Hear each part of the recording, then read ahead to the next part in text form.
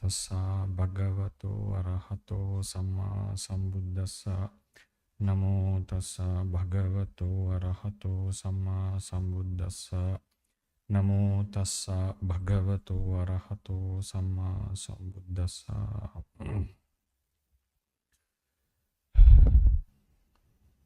සංඝරත්නයේ අවසරයි වේදිකාමඩලේ ලොකු ස්වාමීන් වහන්සේ වරක් ප්‍රමුඛ මහා සංඝරත්නයේ අවසර ලැබේවා. So today we have gathered here to have a Dhamma discussion, and I heard a few questions have been submitted, and directly I would like to take the questions and go into the Q&A session, because according to Buddha's teachings, Kalena Dhamma Sakachcha etam Mangala Muththaman. Having Dhamma discussions timely on proper times is a blessing, because it purifies our knowledge, understanding, and clarifies our doubts, reservations, and so in the end it's useful for our spiritual growth and also success in our spiritual and mundane and spiritual lives. So I hope that all of you will be able to gain some benefits out of the discussion. With that hope, yes, I give the forum to Sudesh and Diman to ask the questions. Thank you, Bhante. So the first question we had was, so we know that when it comes to pujas, I think many of you who grew up in a Buddhist household are familiar with pujas, and we know of two types of pujas, something called the Amisa puja and the Pratipatti puja. The Amisa puja, as young individuals, our exposure in Buddhism has revolved around this Amisa puja. So mostly pujas, chanting, and the rituals, without sort of fully grasping the Pratipatti. So Bhante, could you describe in essence what is Buddhism all about? Can you describe the Buddha's teachings in a nutshell? With reference to Amisa and Patipatti Puja, is it? Correct. So most youth, I think many of you here would agree that when going to the temple, it's mostly, going to the Bodhi tree, and these things are very meritorious. These aren't, we're not sort of casting them aside.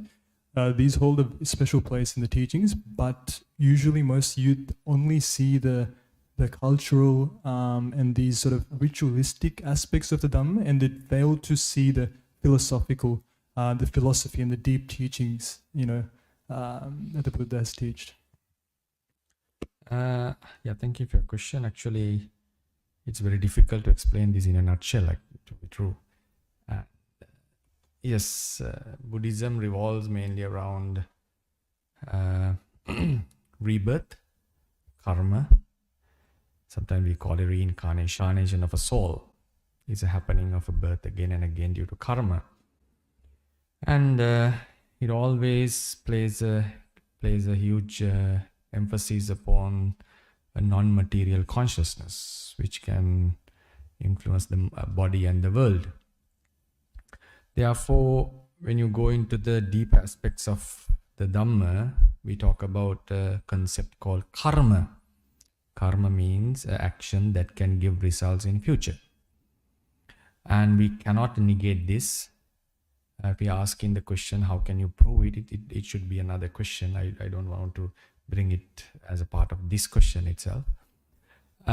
So then, if I divide the teachings, if I divide the practice into two groups based on Amisa and Patipatti Puja, Patipatti Puja means practicing Sila Samadhi Panya, or virtue, concentration, and wisdom, as the Buddha has explained. The practice itself is the Patipatti Puja. It's not something that you can offer. It's just following the advices given by the Buddha.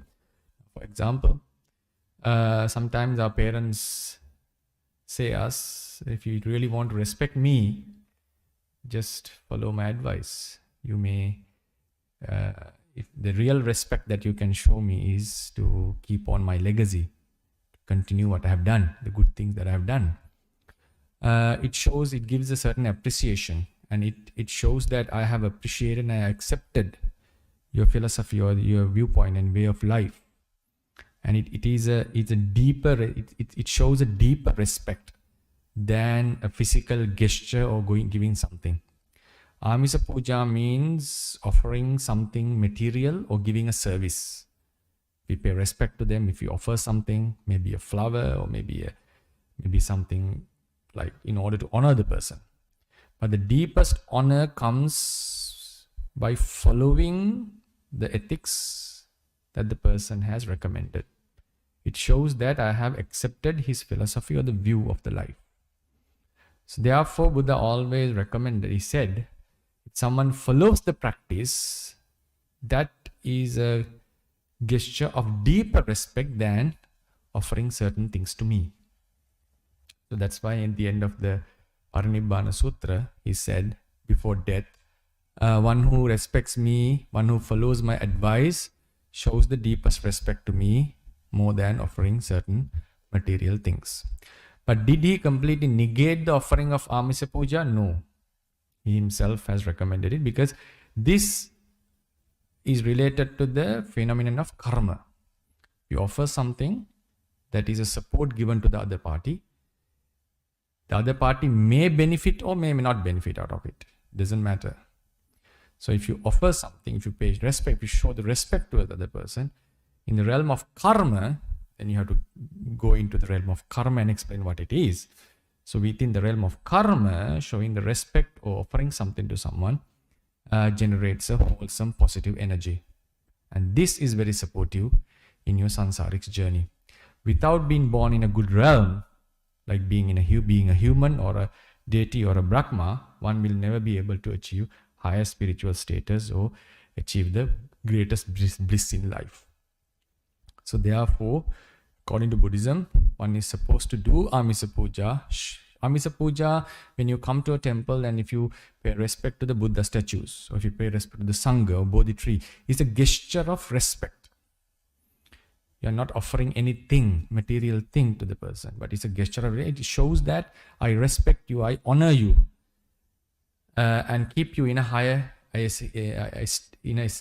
esteem the person in a higher esteem. So therefore, this generates a higher karma. So in the negative aspect, if someone is highly conceited and he looks down upon others with conceit, that generates a negative aspect. So we have to go into the realm of karma deeply in order to show why every Amisa Puja is valid according to the Buddhist doctrine. And for that, you have to go into the fundamentals and show. So therefore, in a nutshell, I can say almost every ritual that we are following in traditional Buddhist temples can be justified in terms of the deep doctrinal aspects, and Buddha has recommended that. It's not the time to explain each and everything without a very basic, solid, fundamental foundation. But practicing itself is the Pratipatti Puja. In Pali, in Sinhalese we call Pratipatti. The Pali word is Patipatti. Practicing itself is the Patipatti Puja. It is not something you can offer. This shows a deeper respect towards the teacher because it indicates that I have accepted your teachings and I obey it and I follow it. Thank you very much, Bhante. So if I rephrase the question, in order to follow Buddhism with proof, and in order to follow it deeply, it needs to make sense. So we can grasp it, right? So we are bordering a philosophical view called evidentialism. The view is, it's a fault to accept a belief without proof or evidence, right? So even we are not accustomed to this philosophical view, seems like sometimes our mind needs some proof to believe on something, right? Maybe that may be the underlying philosophy beneath this question. Okay? Where's the evidence to prove something? And this question, if you ask from a philosopher, you are knocking at the door of skepticism. Skepticism. So I'm going to open a door of skepticism that you will have no clue how to answer. Go get ready to the journey, okay? Listen carefully. So there are three sources of knowledge, basic three sources of knowledge. Subjectively three sources. Without these three sources, you cannot gain knowledge. One is sense experiences. Agree? Yes. Another is testimony. Testimony means the information given to us by others. How many of you have witnessed World War II? I think none, right? None among the elders even. For sure not the World War I. But we do say, right? Hitler was responsible. Germany was responsible for both the world wars. We do say. We believe on a testimony. Something that others say. A third source of knowledge would be your own memory. You have experienced something from your senses and you are able to recall it. The question here is, can you trust these three sources? Can you ever trust these three sources, and can you prove them they are true? You would say, sure, I can prove them. They are self-evident. That will be your answer. In order to prove something, you cannot prove something based on itself. If I say I'm a good person, is it a proof for my goodness? No. There has to be some independent proof or fact that elaborates my goodness. That's called untainted facts. This is the philosophical term we use. Untainted facts. Independent, untainted facts. Facts independent of the subject matter that we are scrutinizing. Okay, I hope you can follow what I mean. Then you can ask another question. What about a videotape, CCTV camera? Don't they give us some information? Yes, they do. Fossils, they do give information. Tapes give. But in order to understand them, you have to use the senses, right? Immediately after seeing them, you have to recall them with memory, right? And you have to bring the testimony and explanations from others. So therefore, videotapes, testimony are nothing other than they are under these three. So these are the main three sources. You believe on others' testimony, you rely on your memory, and you rely on your sense objects. Someone asks, how do we prove the religion? The question would be, how do you prove these three first of all? These are the very basic sources of knowledge. The question is memory ever reliable? You may say it's reliable sometimes, not always. Sometimes we have false memory. It's not the question. Is it ever reliable? Can you prove your memory is correct? Take this example. I know you have a different example. Before coming into that, I'll take a very simple example and show you the problem here. Just want to enlighten you, give an insight on this. Think about a past experience. You parked your car in a certain place. You went to the office or to the school or to the market. And you remembered I parked it there. You came back. You went into the car and it was there. And your past memory was reliable because you could see it is in the same place. And you drove it. Right? So it has to be reliable. And you say this to me based on another memory, right? So you are proving your memory based on memory. Is it valid?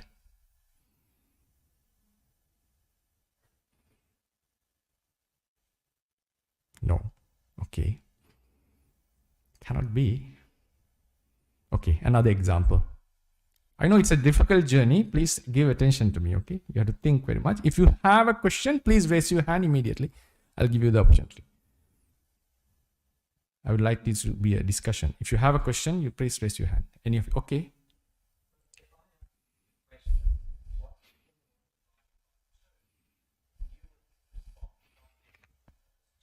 Yes. I'll come to that. Isn't that indicative of a functioning, workable memory? I'll come to that. Thank you. Okay, I'll come to that. Because I told you, I'm giving a very simple example. You will have more counterexamples. Now we are coming to the deep aspects. I'll give you another 2 examples. Little bit, be patient a bit, okay? Another example.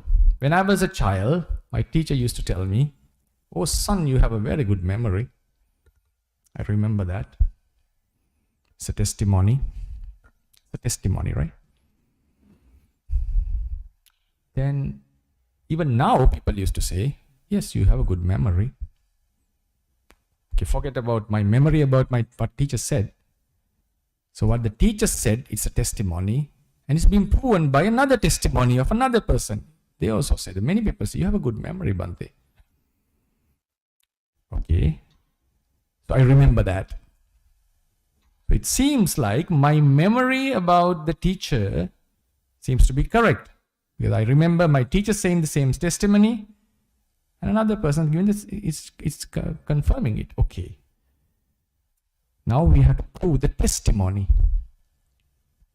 We are proving memory based on testimony. Right? We are proving the memory based on testimony. So how do we prove testimony? How do we prove testimony? So for example, testimony is someone says something to me. This is this. Okay. For example, he says, "There is something in the room," for instance. Okay. Take it like this, a past experience. Don't bring the present, okay? There was something in the room. I went there and I saw it. Yes, what he said was correct. Remember? He said, "There is something in the room. I went there, I saw it." So I would say, yes, the testimony is sometimes true. I say this based on my memory, right? So I prove testimony again based on memory. Where did I start? I started to prove memory based on testimony, and I prove testimony based on memory. Okay, again, still the circular. Did you get the point? Because in the first place, that's why you have to be very careful when I'm saying this. My teacher said I have a good memory. So I'm going to prove my memory, right? I remember that. Even now people are saying, seems like my memory is accurate, because even now people are saying the same thing. So my memory should be accurate. But I'm going to prove my memory based on testimony. Now I have to prove the testimony. How do I prove the testimony, for example? The example I give you, you can have many other examples. I'll come to that, okay? As you said, James, right? Right. So the example I gave you, I remember someone telling there's a key in my room. When I went there, I saw it. So I can prove my testimony, but that's based on my memory, right? So I'm proving my testimony based on memory. I wanted to prove my memory and I took testimony, and in order to prove testimony, I take memory. Come on, it's still circular. Now what James said, what he was telling, senses. Very basically on senses. I hear you. I remember, for example, the example you took may be a little bit complicated for everyone to understand. I'll take a very simple example. but still matching with this. Take a present example. Someone, before I came here, the organizer said to me, there will be a good microphone. Their testimony. When I came, yes, I can see through my senses. Okay, through my senses. Okay, the skeptic would ask, prove your senses, prove that your senses are true. How do you prove the senses are true? Isn't it self-evident? No, this is not the answer. You are asking proof. If you ask proof for the religion, I'm asking give a proof for senses. What is the best proof for senses? A good example. I saw something with my senses far away like a coin. I trusted, I went and saw, oh, it's a coin. It's a coin. I saw something here, and you all also saw something here, and you confirm it. And you say, it's a testimony for me. If I confirm my senses through others, I confirm it through testimony again. If I confirm what I saw can be seen again, I'm confirming my senses through senses again. Did you get this point? I saw it. I again come and see it. It's there. You're proving your sense experience through sense experience. So in order to prove your memory, either you go into testimony or to senses. In order to prove testimony, you go into memory or senses. In order to prove senses, you go into memory or testimony or senses. Come on. That's a good question. This is a question that has been haunting the human civilization for millenniums. No one has ever come with the answer for this. Don't worry about that. Okay. So where are we heading? You cannot have evidence for everything. What is evidence? I appreciate your answer. That's all we got. What are you talking about? You're talking nonsense. This is not nonsense. If you ask for evidence for everything, that is nonsense for me. You cannot prove even your senses are true. Even your memory is true. Even every testimony is true. Ask for untainted, independent evidence to prove something. Forget about a religion. Forget about science. There's no way in the world you can prove the senses are true. There's no way in the world you can prove the testimony is true. No way in the world you can prove the memory is true. So, first of all, keep that in mind. Then, what is the answer? As James said, one philosopher recently have developed an idea called truth preserving theory. It's a very complicated theory. Anyway, the nutshell would be, if you follow this theory, you have to reject everything. And you cannot believe anything. And you go nowhere. In order to reject everything, there has to be some proof. That's because you can doubt. But you cannot surely say it's wrong. So there's no clear proof to reject or no clear proof to completely doubt everything, because it seems like the things are to the otherwise. So some philosophers think, as you said, we have to take them as they are. Some senses have to be true. Some memory has to be true. Some testimony has to be true. Not always. Some sources of knowledge has to be true.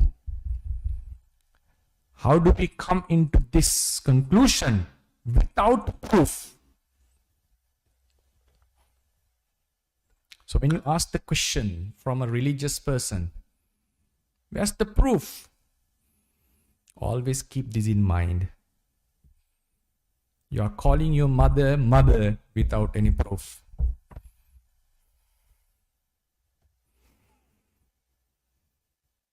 There's no way in the world you can prove it. Bertrand Russell asked a very nice question once. If someone brings a hypothetical argument, try your best to prove this is wrong. Okay, this is the argument. The entire world sprung into the existence 5 minutes ago, and that in that existence, it gave you a false memory that you were born 30, 40 years ago. The entire universe came into the existence with all the fossil records, deceiving you that the world existed for 4 billion years. If it came into the existence with such a deceiving nature 5 minutes ago, and you are inherited with such a false memory, how can you prove that theory is wrong?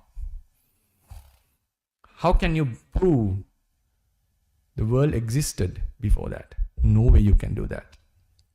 It's a bizarre argument, I know that. That's why he's saying, the world came into the existence. If you date a carbon, it will indicate millions of years, and it came into the existence 5 minutes ago. That's how it came into the existence. I know it's difficult for you to grab this idea. The world came into existence with a deceiving nature that it existed for 5 million years. Another one brings another argument. If this is entirely a dream, can you prove that it is not a dream? In order to prove a dream, you have to wake up from the dream, right? If this is a long dream that you are still asleep, dreaming, okay. These are called radical skepticism. First I brought source skepticism. What I just want to say is, I know this will take you nowhere. You may ask the question, what do you want to say? What I want to say is, even the very basic things in the world cannot be proven with independent facts. So now I will come to the question. So how do you know, how do you prove a religion something to believe? For that, first you have to understand, for certain things, you don't have proof. There are something called subjective experiences. I'll just talk about Buddhism. Buddhism speaks, advocates within a realm which you can understand only through subjective experience. What is the subjective experience? That is through introspecting. And how to prove it? Yes, the topic will go longer. I'm doing injustice to the other questions if I keep on speaking on this, right? I know you will be interested. If you are interested, if another question comes, I will go forward. So the point is, my answer would be, you will not have 100% accurate proof. Come to your question, right? So there have to be, it's a subjective thing that you prove for yourself. Certain things can be proven objectively, I understand. But even you go deeper, a skeptic can still screw you and say, no. Still there's uncertainty. That will be always there. So therefore, always understand, you will not get proof, 100% accurate proof for everything. Yes.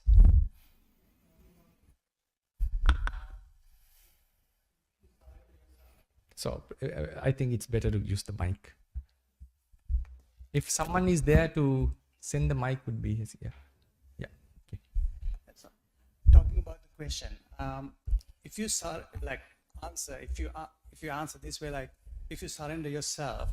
Surrender yourself. Yes. Surrender. Okay. Yes. Okay. And follow the path. Mm-hmm.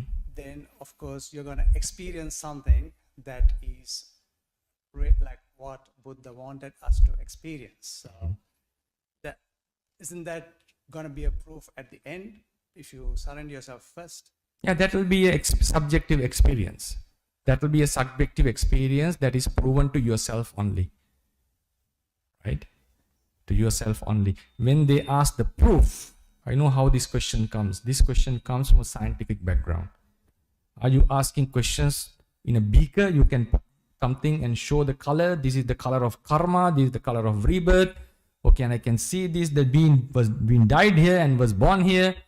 That kind of proof, empirical experiment, no. So the proof that they were asking were something objectively. That's what I said. No, these things cannot be proven like, because even you are proving it objectively, still a skeptic could ask, how could you trust your senses? They can still ask this question, right? So therefore, what I just wanted to emphasize is, searching for proof is not the best way to evaluate the religion. You have to have the philosophical argument in order to prove or disprove something. This needs a lot of mental effort. Just to follow, no need, just follow it. But if someone is asking the question, how do you prove it? I assume and I expect the person to have the mental stamina. If he asking from me, I accept the person to have the mental stamina to have the philosophical debate with me. Right? That's very vital. Because you are asking a very deep question. How do you prove? How do we come with proof? How can I prove? When there's no way to prove your memory, testimony, or even sense experiences 100%. How can I prove such a thing? So my message is, Buddhism talks about a non-material conscious thing that is beyond the scientific equipment.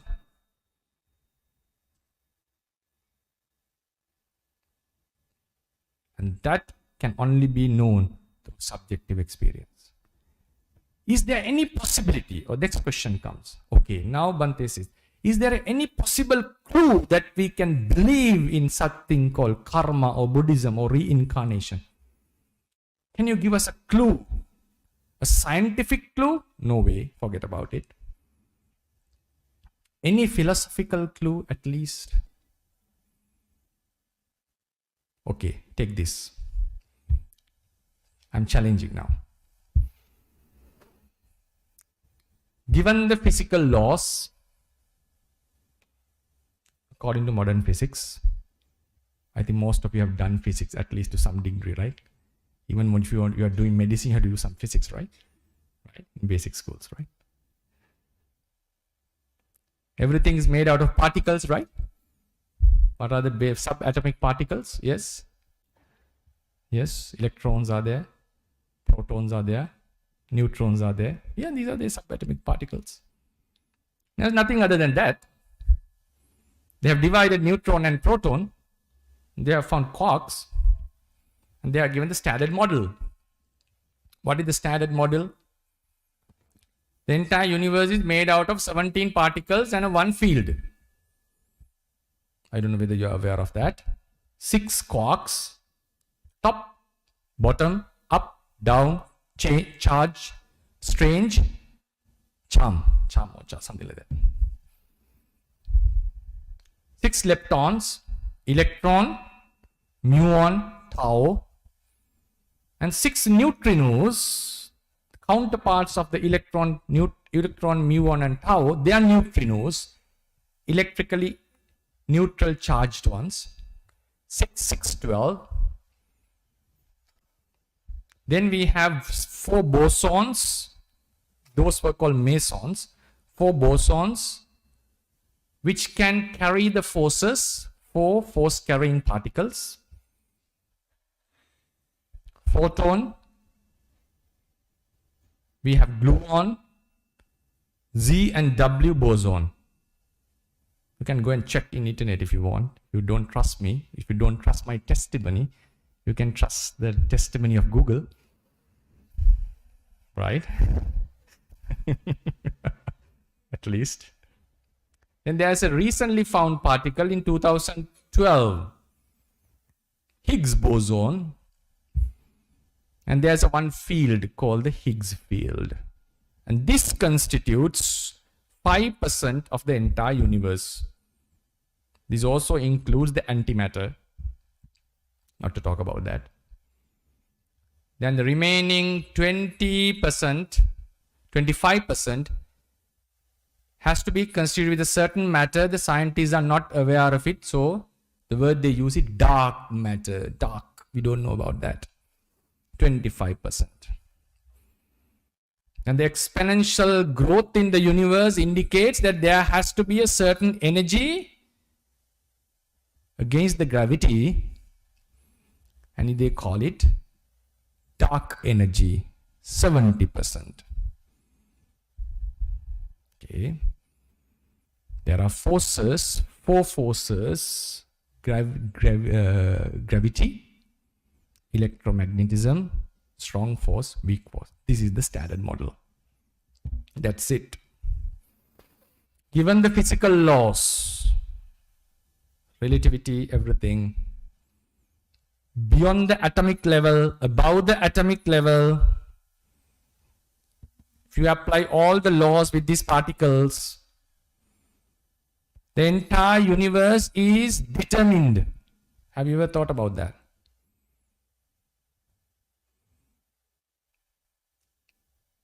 The entire course of the universe is determined if there's only matter.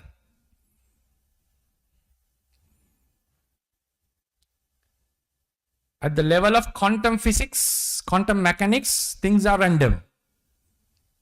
Go beyond the atomic level, things fall under general relativity and special relativity. Things can be determined, predicted, 100% predicted. If there's only matter, this speech has been determined from the day of the Big Bang. That's how the laws happen, physical laws. If you have any glimpse of hope of changing the future, we know we are heading towards global warming, right? We want to change it. We think Aborigines doesn't have enough rights. We want to change it. Social structure, environmental structure, physical structure, whatever you want to change, if it is heading towards some direction, if you think you want to change the course of the future, according to your desire, if you have any hope, you have to have an immaterial element which violates physical laws and which can influence the matter. That non-material thing should be able to take decisions, and it should be able to influence the matter based on its decisions and change the course of the future. Otherwise, there's no free will. There's no hope of changing. This is the philosophical hope or possibility I show to you all about Buddhism. What is the pivotal point here? There has to be an immaterial thing. If it is immaterial, physics, science is always material. or physical.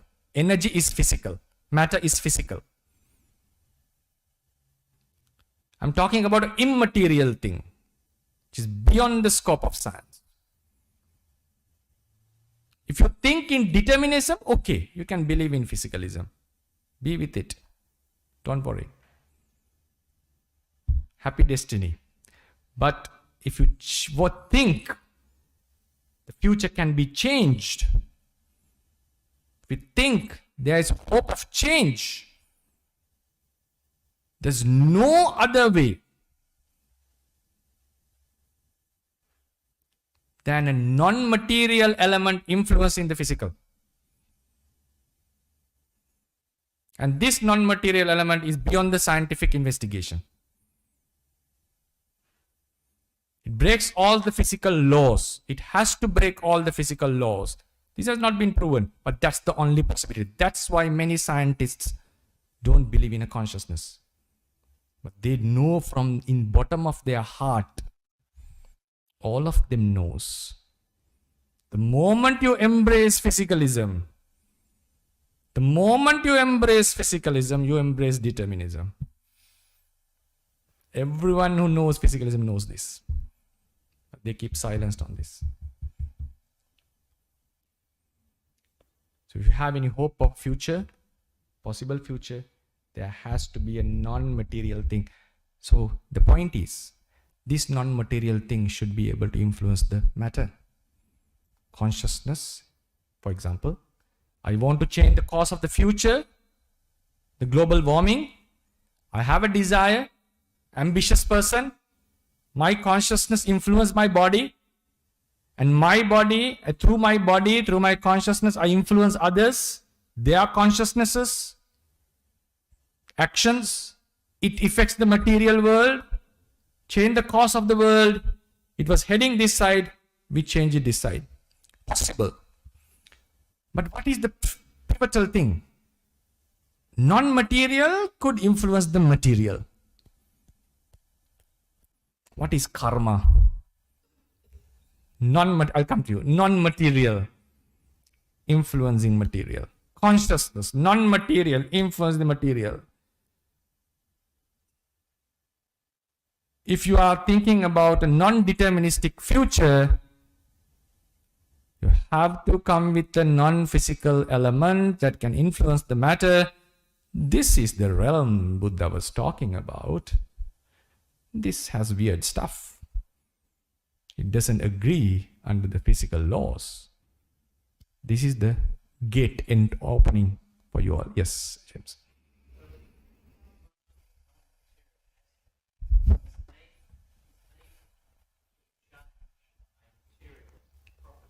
How much?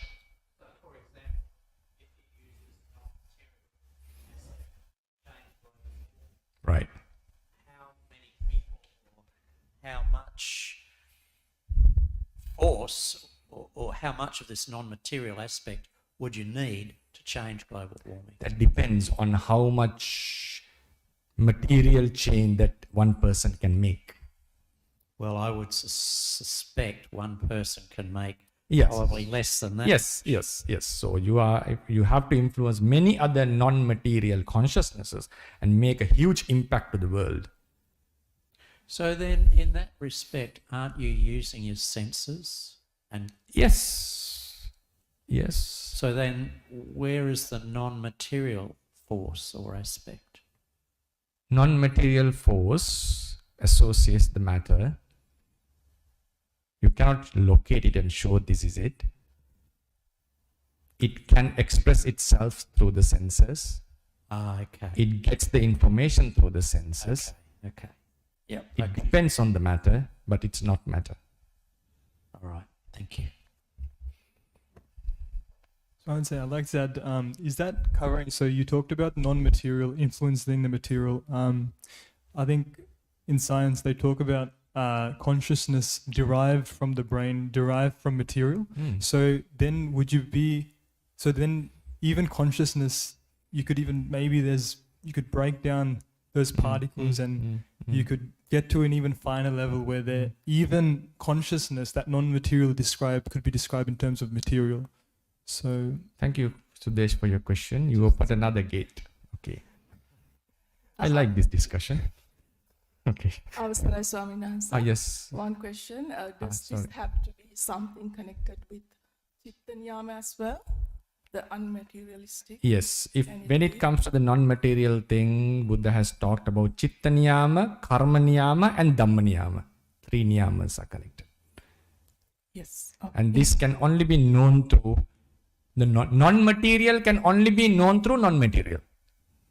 Yeah. Okay. Right. Yes, that's another very good question. Now I'm going to open another topic. Think sharply, okay? Rene Descartes. Considered the father of modern philosophy. He was a rebellion, actually, I would call. He gave the answer. Okay, he thought, whatever our parents, forefathers have taught us, if they are wrong, how can I know? Why I am believing them? Why I am following blindfoldly?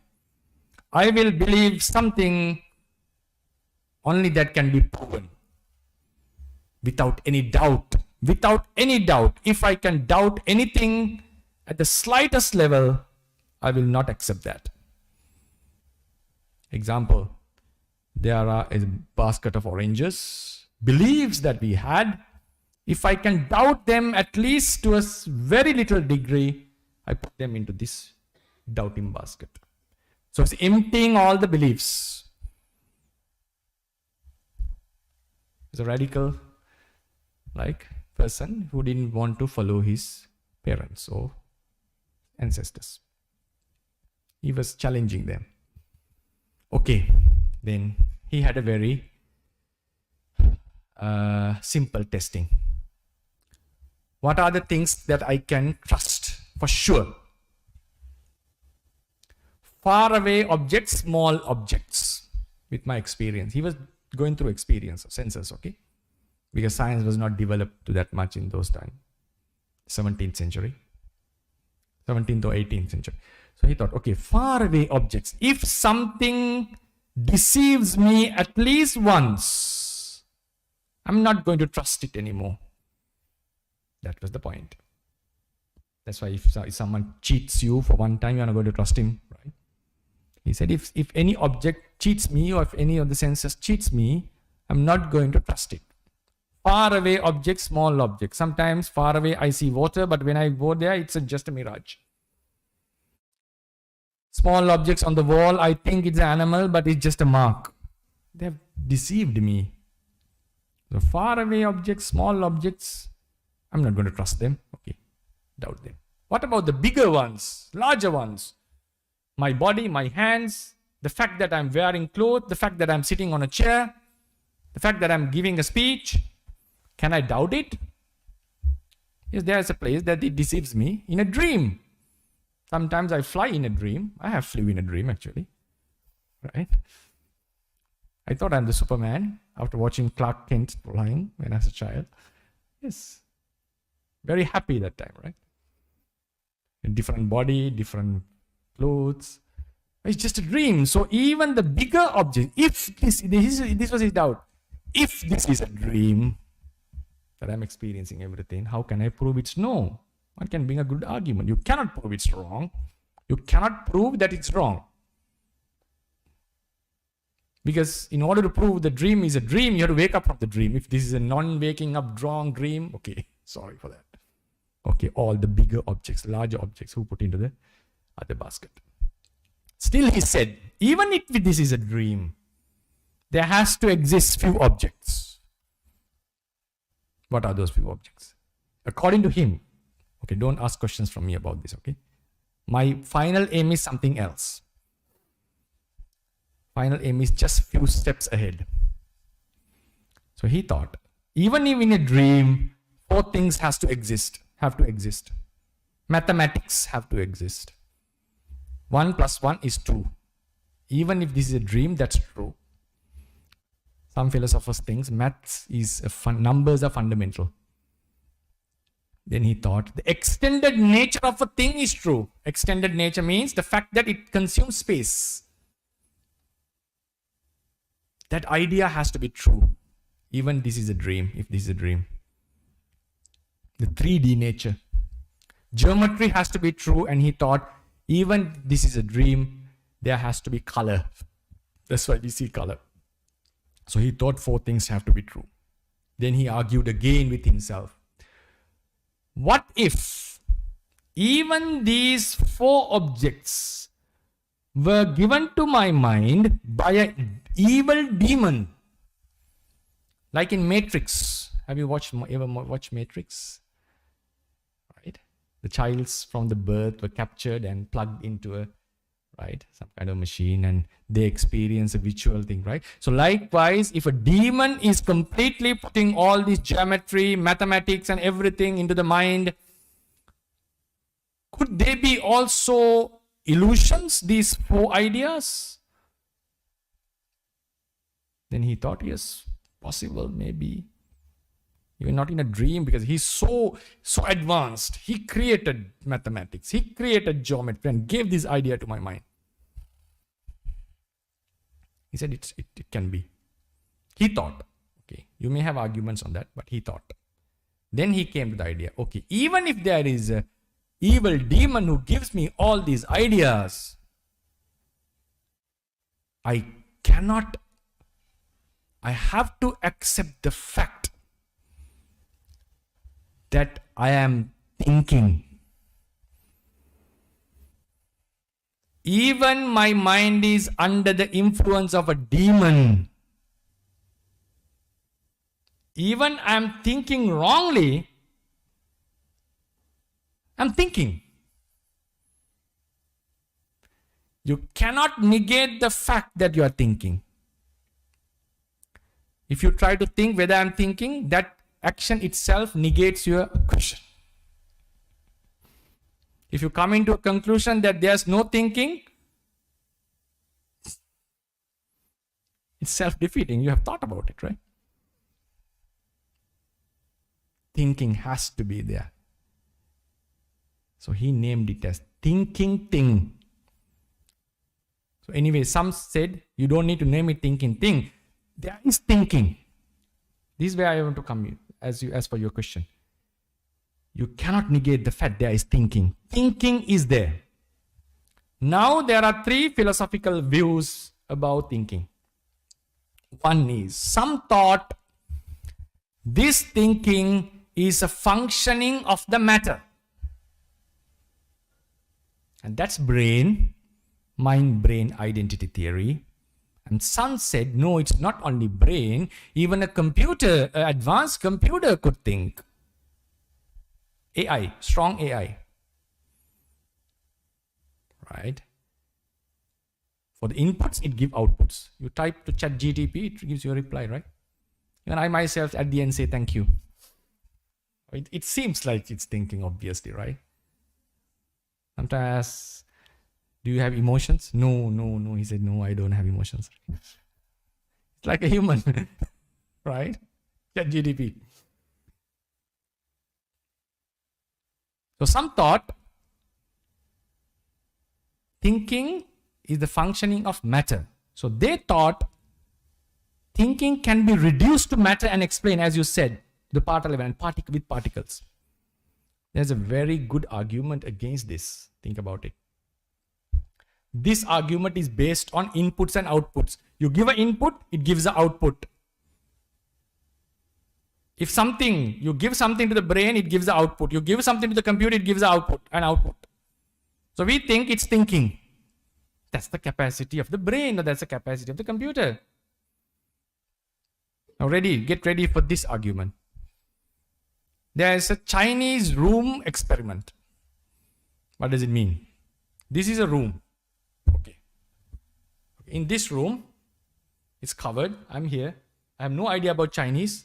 Once I tried to learn Chinese, I gave it up. Right? So I was told, you will be given certain questions from this door, and you have to answer from the other door. They will give questions from Chinese letters. I have to answer with Chinese letters. I have no idea about Chinese, but I am given with a book of codes saying that if these shapes of letters come to you, answer with these shapes. Looking at the book, looking at the question, I'm a smart guy, for example, okay. And I'm giving. I look at the shape of the letters, write them and give. Saral asked this question. Okay, you run this Chinese thought experiment room for 1 year, 5 years. Ones who are outside will surely think, Bante who is inside knows Chinese, right? Because I'm giving the perfect answer. I have no idea what Chinese is. I'm just following the patterns. What do you think? What happens in a computer? Do you think the computer really understands what you mean? It's just answering to the 1 zeros or digital something. Doesn't have the understanding. So you cannot just explain consciousness based on inputs and outputs. There have to be something called understanding. It has to be a qualia. Qualia means the experience that you have, the understanding you have about something. For example, with a computer, if you keep on asking the same question, it will keep on giving the same answer. But if you ask the same question 10 times from a man, you will get the punch next time, right?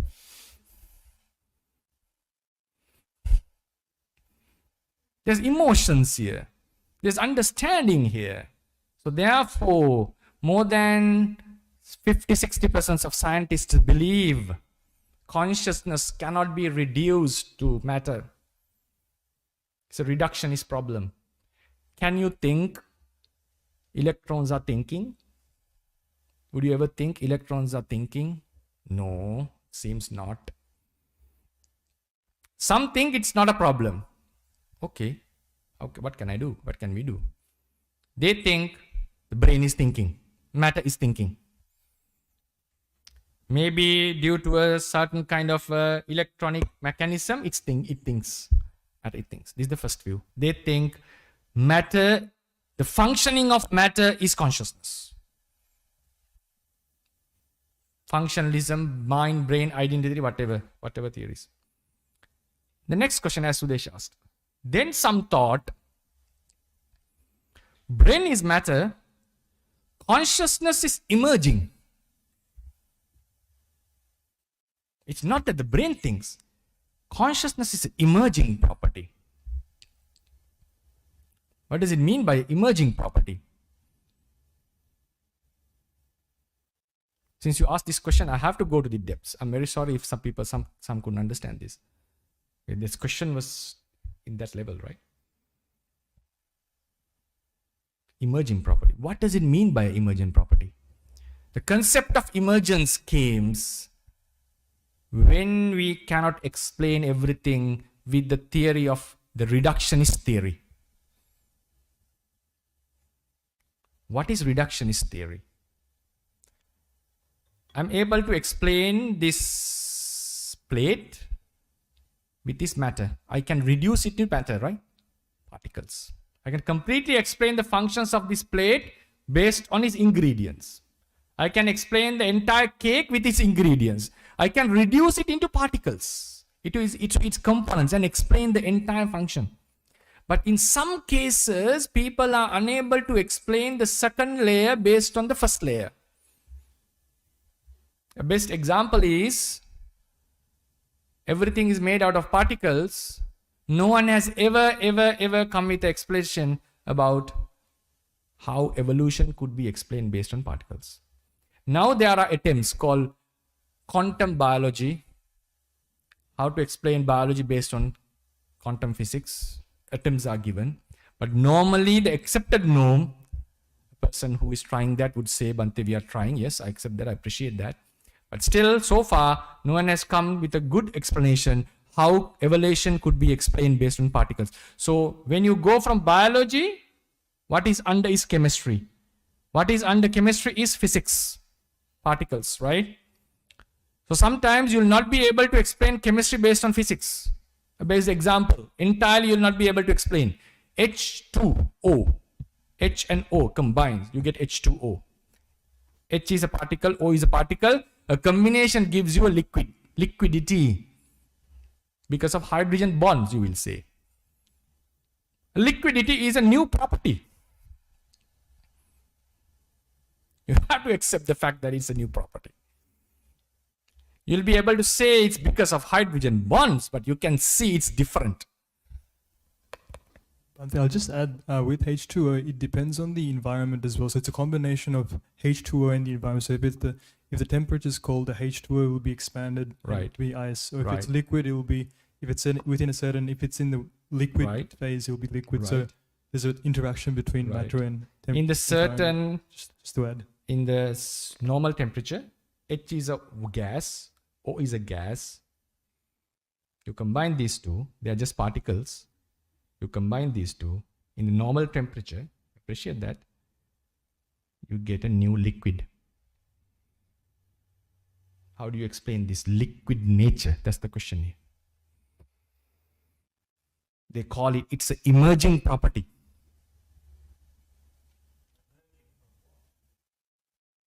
When it comes to an emerging property means you are not able to explain its characteristics based on the ingredients. That's called emerging, yes.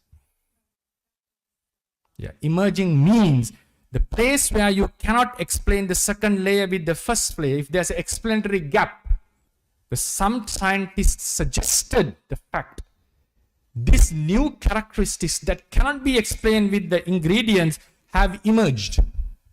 There will be no explanation for that.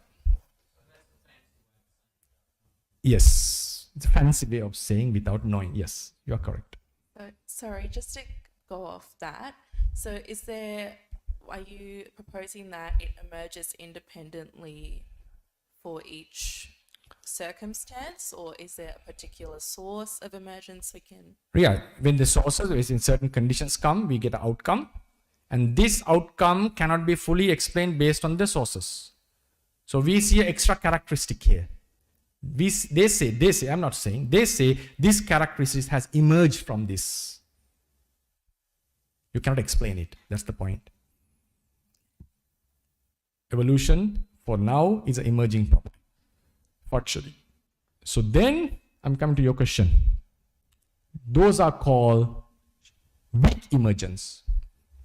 Then some said, when the brain is functioning, sometimes consciousness is emerging. It's a strong emergence, they say. Why it's strong emergence? Liquidity and H2O, you can show some kind of explanation. You can get closer to that, not fully closer to that. But consciousness and matter, come on, this is like too far. This is too far. So they named this in a fancy way, strong emergence. Why is that? Without the brain, you cannot have consciousness. That's the point. So they consider brain is a must. Consciousness has to emerge from the brain because consciousness is there. And they thought, no, it's too much to attribute that the electrons are thinking. Come on, you cannot tell them they are thinking. Consciousness has to be a different element. And it is emerging from this. What is the problem still? If it is emerging, still you are in the deterministic world. Functioning is happening in the brain, the material stuff. Brain is a material thing. Everything is always under causality. It's a closed system. Even it's an open system. Taken the entire universe, all the forces, still it's under the force of physical laws. So what happens? You can predict what is going to happen. So consciousness which is emerging is just an outcome of the matter. Consciousness cannot influence matter here.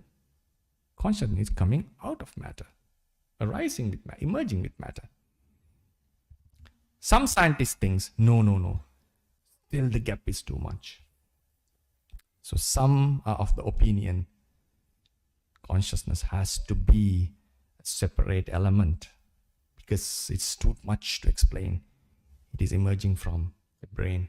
What is the problem when you have a different conscious element? How on earth a non-material thing could influence the matter? This question was asked by the Princess of Bohemia. Please give the mic to her. Princess of Bohemia from René Descartes. How could an immaterial thing could influence the matter and cause a change? Even I don't have any answer.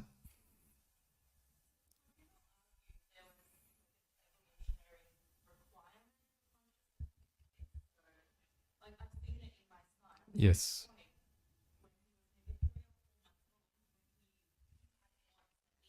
Mm-hmm.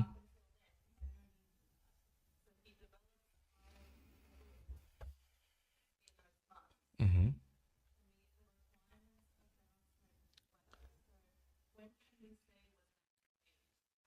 According to those, I'm not a person who believes in evaluating consciousness, because on my view, for example, consciousness cannot emerge from matter.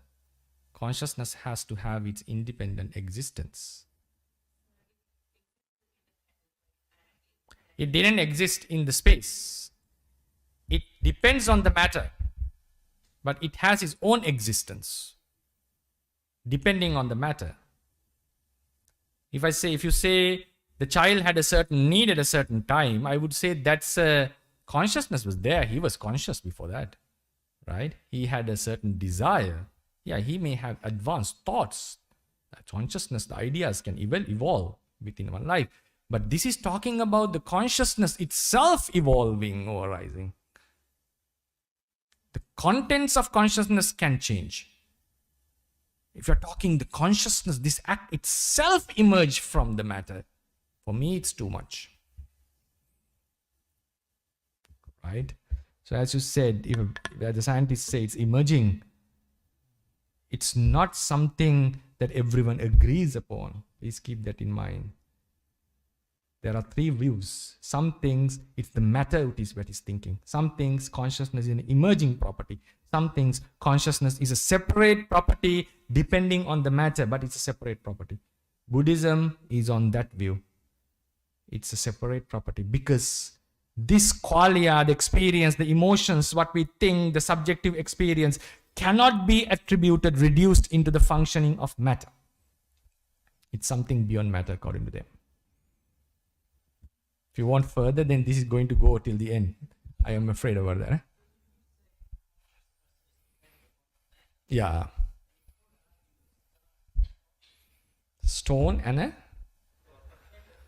Yes. It chooses its matter. It's very choicy. It's very picky. Not every matter can support a consciousness.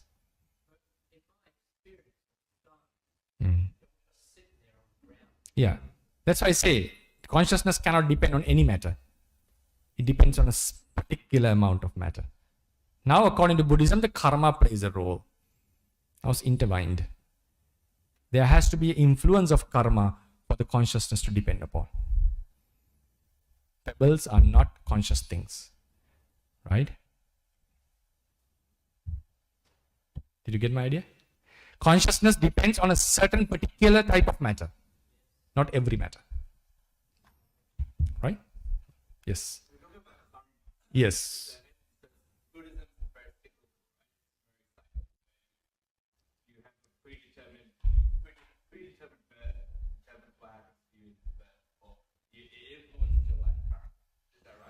No.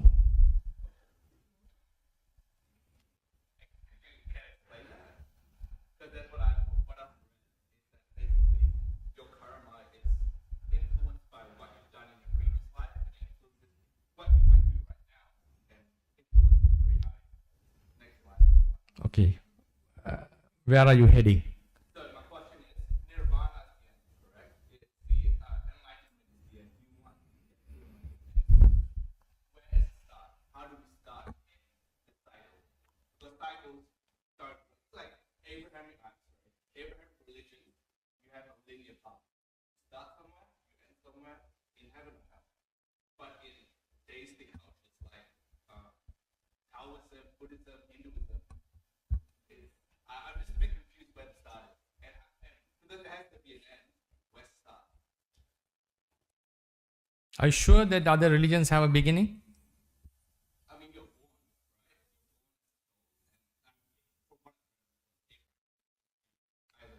born, If you are talking about the beginning, you have to talk about the beginning of the God.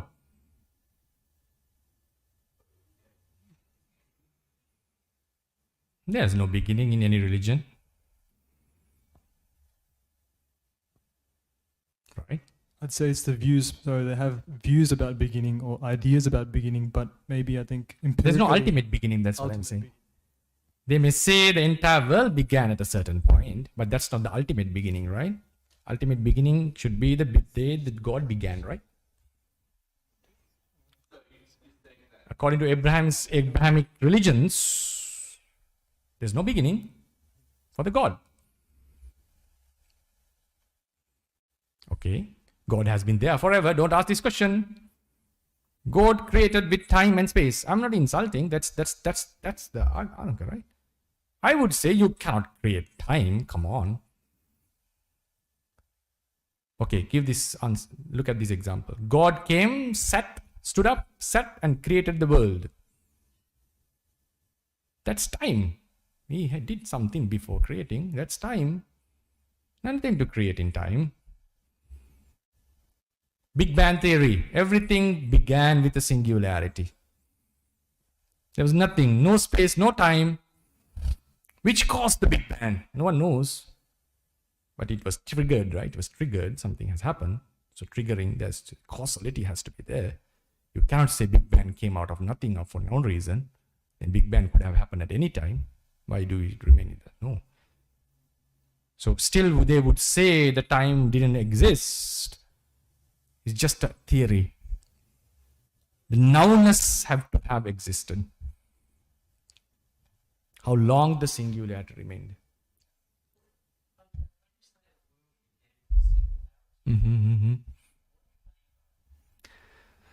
I'm also asking the same question from them. Bante, I think we'll just move on because I know this is it goes into it's a very vast, infinite, almost infinitely appearing realm. Right, so- give me 1 minute. Yes. I'll finish it. Yeah. Right. So We're then, talking- according to Buddhism, there is called the doctrine of necessity. There was no beginning. The universe had been existing forever. Consciousness, according to Buddhism, is not something that can spring into existence out of nothing or out of matter. So it has been there forever. This is the point. Anamatagoyam bhikkhave sansaro pubbha kotina panyayati. There's no beginning for the consciousness.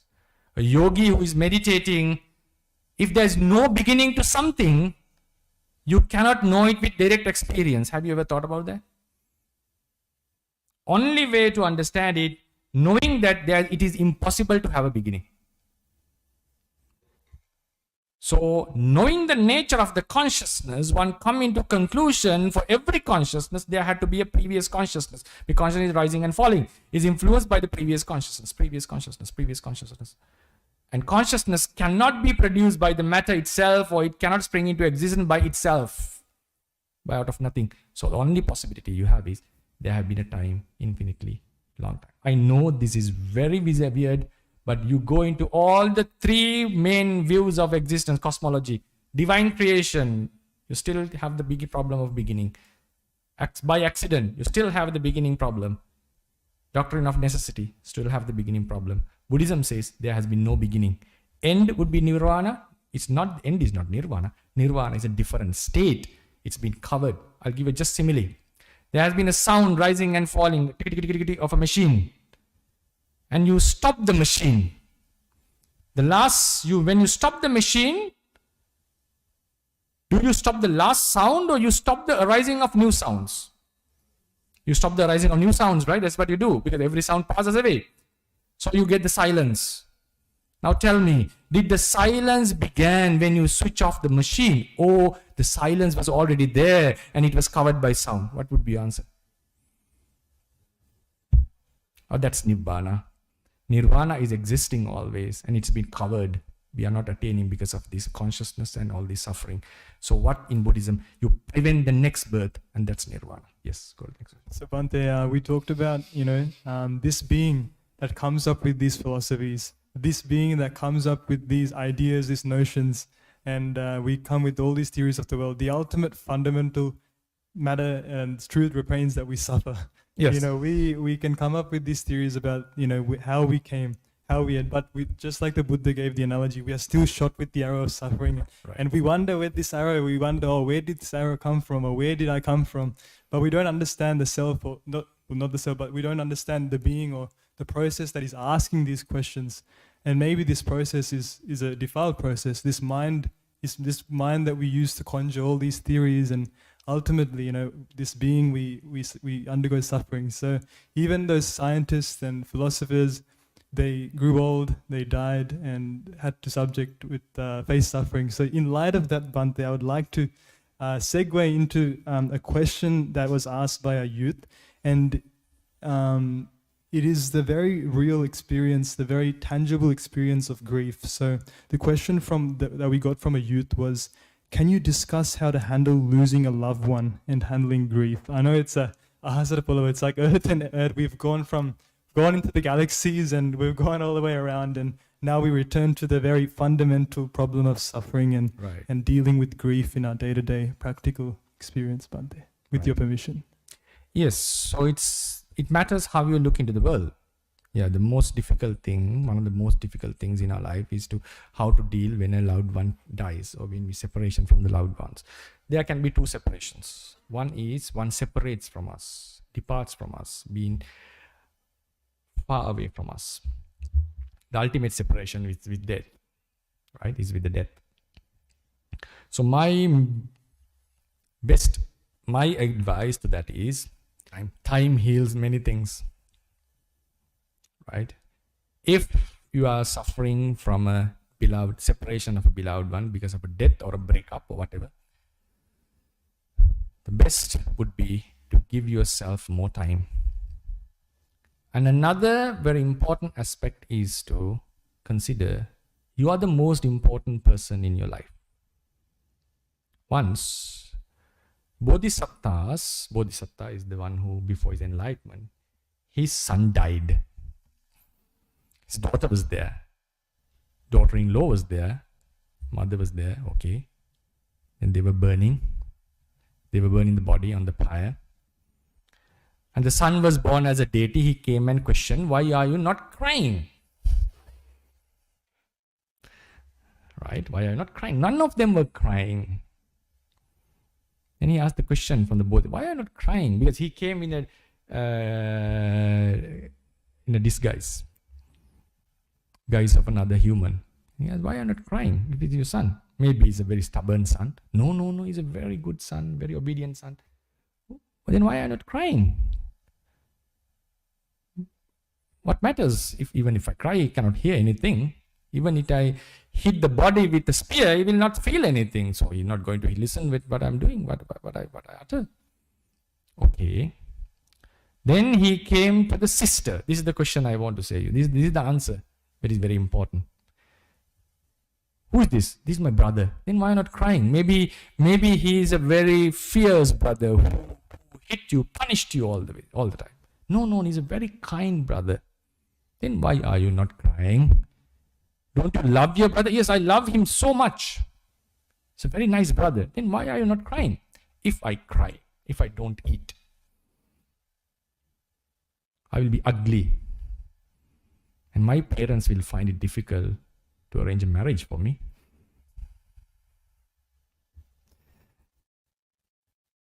This is not selfishness. The one who died.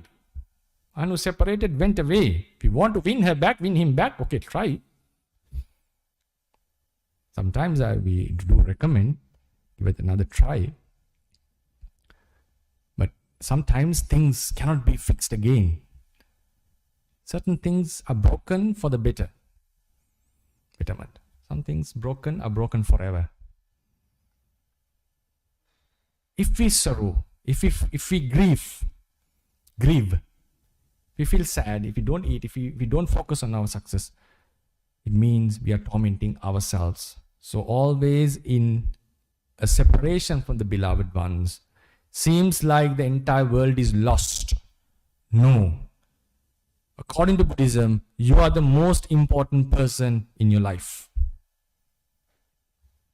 So always focus on yourself. You will grieve. You will feel sorrow. You can spread the merits. You can share the merits with him. You can do respectful things to the person. But always take care of you. Because if he or she really loves you, he or she will truly like if you flourish. So therefore, the best thing that you can do is to make yourself a better person. Even if you want to take revenge from the one who broke up with you, what would be the best revenge? To suicide? No. To be a good person. And then let him or her feel, whom did I leave? Oh, it's better I go back. That's the best revenge that you can give, right, Meg? So even if you want to don't do that, take revenge, okay? Otherwise, I will never encourage that. The best revenge would be to be a better person. So even if someone dies, be the better person. So always focus on and give time to yourself.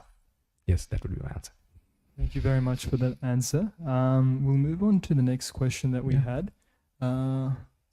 Yep. So the question was, Venerable Bhante, some may view Buddhism, like other religions, as simply advocating for being good for the sake of being good. And not just other religions, but atheist society. In an atheist society, regardless of religious affiliation, people uphold good moral values through law and order. Are they essentially practicing the same principles as good Buddhists? In this context, is there a fundamental difference between Buddhism and other religions or atheists? Or do they ultimately lead to the same end? How does Buddhism differ? This question comes from the notion that most people say all religions are the same. It's all just about making society, controlling society, making sure that everyone is good. No one's, killing each other, and people are living a civilized and orderly way, and so that society can flourish. So they look at religion as a tool for enabling society to function effectively, and purely that's the end. So that's the end of all religions, and being whatever beliefs, they hold that as the end to be good. Ultimately. Yes, the answer is no. Answer is no. You can bring ethics to make a better society, for the society to function properly. Obviously, that can be the end goal of certain ethical orders. Buddhism makes us to be ethical or virtuous or have a morality, because Buddhism advocates about a moral conduct that is ultimate. That's the difference here. If you ask someone, what is the basic of ethics? Is it just to support the culture? Is it just to support the society, or for the smooth functioning of the society? So those cultures have changed, evolved time to time, right? So there was a time that many people in certain countries believed slavery is good. Smooth functioning. So the ethics of that country would be, ones who are born with a certain skin color should be a slave, and others would be the masters. Right? So that was the ethics, and that was functioning properly, but some people were struggling a bit. Buddhism advocates an ultimate ethical code. Good and bad. Where does it exist? It exists nowhere. You cannot show where it exists. You cannot have proof for that. Then the question comes, what is ethics? Is it relative to everyone? My ethics is mine, your ethics is yours. And this leads to relativism. There's no real truth. Truth is relative to everyone. Some believe like that. It's my world. I'm not talking about ethics. My world, my truth. It's your truth. Do you find a very big problem here? According to relativism, there cannot be an ultimate truth, right? Truth is relative to everyone. But relativism says there cannot be an ultimate truth. And that statement itself is ultimate statement. And relativism is self-defeating. It says there cannot be an ultimate truth. Truth is relative to everyone. And it says there cannot be an ultimate truth. And that statement is ultimate, right? So it's self-defeating. Right? So ethically, relativism, ethically, my ethics, your ethics. My ethics, your ethics differs. Buddhism talks about the ultimate ethical conduct. Following that ethical conduct can lead to a better society. Yes. Can lead to a better society. So following that ethical conduct, Buddhism has steered the society to a better place. But that's not the end goal. Ethics of Buddhism is to accumulate good karma, good deeds, to have a proper rebirth in a good, a better place, to attain the ultimate happiness of nirvana. All these are found in Buddhist ethics. So no, it's not just for the sake of the society. So in order to understand Buddhist ethics, you have to understand the Buddhist philosophy. You have to understand the suffering, you have to understand the samsara, you have to understand the rebirth, you have to understand the idea of nirvana. Only then ethics of Buddhism is valid. Otherwise, Buddhism is not just a code of conduct to control the society as the other religions have done. That would be my answer. But if you want to go further, you have to open other few doors that are going to be really mind-blowing. Yeah, just leave it there. Thank you very much, Bhante. I'm aware of the time, and it's 3:14, so I believe that you have to have another travels to New Zealand. New Zealand, yes. Yes. I think we will wrap it up there. And Can we give the last question? Yeah. Yeah. Oh, sorry, we didn't see you Raise there. the hand. Did Yeah. you? Right.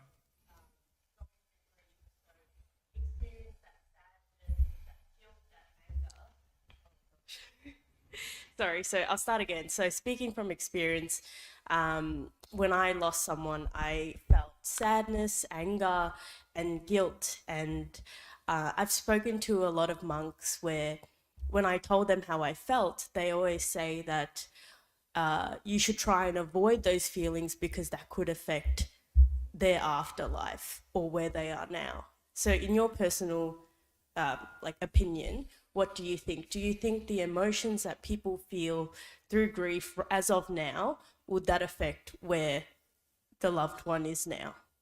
No, it doesn't affect them. It doesn't affect them at all.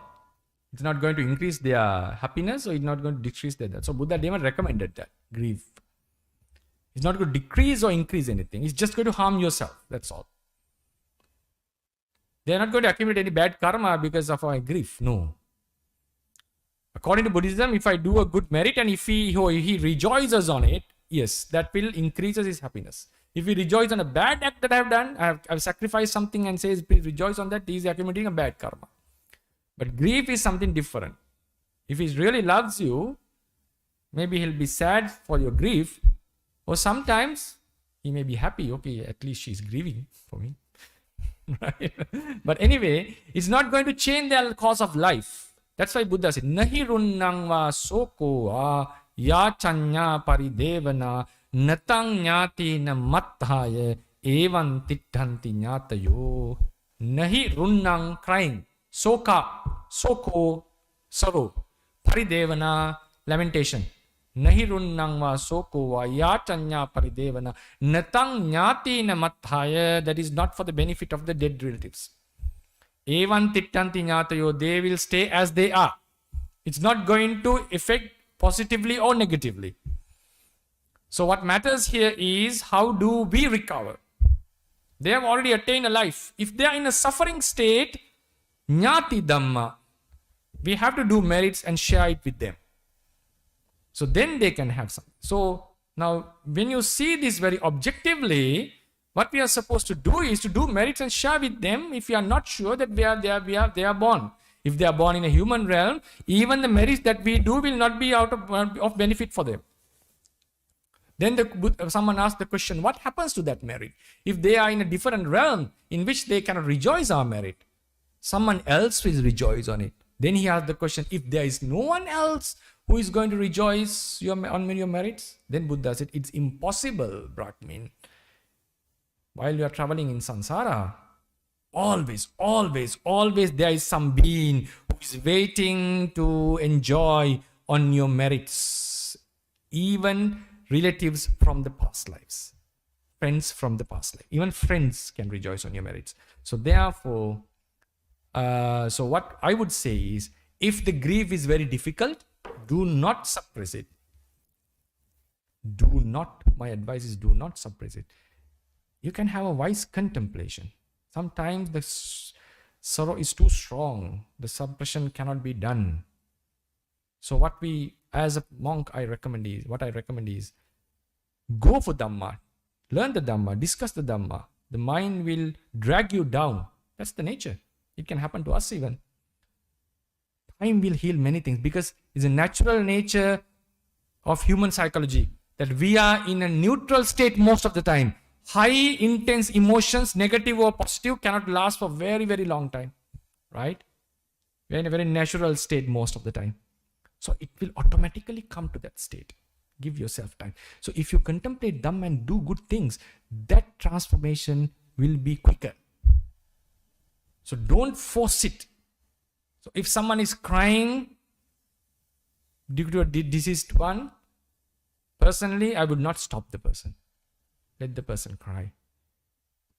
But then I will still give him that advice, because next time he or she will be able to control the emotions.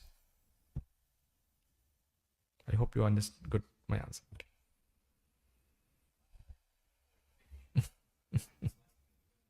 Okay. Yes. Okay.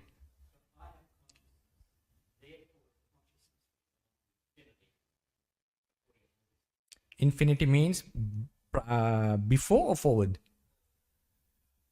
If you don't stop its arising in the next birth, yes, it can go. If you stop arising in a new life, that's nirvana. You can prevent it from birth. No consciousness at all. That's the end of the suffering, because consciousness in the ultimate sense is a suffering. So with nirvana, then you can ask the question, when you attain nirvana, consciousness will not be born again, because consciousness is not one element. Arise, pass, it's occurring in a lineage, right? So what happens is, before new birth happens, new consciousness arises, we stop it by eradicating craving and all this. So it's consciousness, you can say it stopped, but what we have done is, we have stopped like switching off the machine. We have stopped the new arising of a consciousness, not the same consciousness that terminated. New arising of a new consciousness was stopped, and that's the end of the story.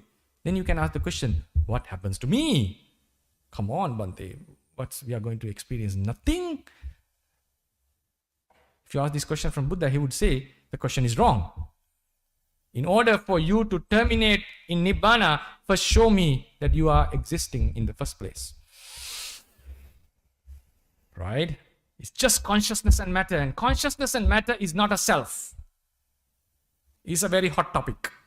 We don't have time to talk about that. Right? So consciousness and matter is not a self. It's suffering. It's impermanent. So in the technicality, you will have questions, I know. We'll think about another time for that. What is happening technically? When Nama Rupa is suffering, Nama Rupa is impermanent, Nama Rupa is non-self. If you are preventing the arising of such Nama Rupa, you are preventing the arising of a bunch of suffering, not a self. Non-arising of suffering equals to the bliss. So Nibbana is considered the highest form of bliss. Okay. I think that's a beautiful way to conclude today's discussion. I'm really sorry we couldn't, that I'm sure many of you still have, burning questions. Really sorry we do have a time constraint, but we will be conducting more programs like this I'll pass it on to Diman to conclude the session. As we bring our enriching dialogue to an end, we extend our deepest gratitude to Venerable Bhante for graciously sharing his profound wisdom and insights with us today. Through his teachings, we have been reminded of the enduring relevance of the Dhamma in navigating the complexities of modern life. May the Dhamma continue to guide us towards finding true and lasting peace, happiness, and liberation. Sadhu, sadhu, sadhu. Okay. Concluded? Okay. Thank you for listening. I hope you enjoyed it. Okay. Wish you all the best and wish you all success in your life. And I also invite you to have some investigation about your life, about yourself. Buddhism is a very nice doctrine that you study it, you'll really enjoy it. And also keep it in mind, it's talking about a non-material element. That's the realm. So please, I invite you to come and study this first. And you will have many benefits out of it. And you will have a lot of beliefs. And you will, at some extent, you will get convinced about the karma. There are ways that you can get convinced about the karma. But that will be subjective. Even the ones who have got convinced about karma will not be able to prove it in a diagram or in a thing. So I invite you. So this is a very nice, interesting thing. So rituals are just gateways to enter into this. The philosophy is awaiting you. And when this philosophy is present in this world, don't miss that opportunity. In Burma, I've seen many young girls, women, men, doctors, engineers, they do, in their leisure time, they do come and study Buddhism. They do courses in Buddhism, like we do MAs and BAs. Because what their argument is, when this philosophy is present in the world, it's pity that if we don't study this and live our lives without such knowledge. So please, try to study that deeply. Start with what the Buddha taught, and you can go into books by Bhikkhu Bodhi. If you're interested in philosophical stuff, go into Abhidhamma side, Abhidhamma in daily life. Yes, there are a lot of books.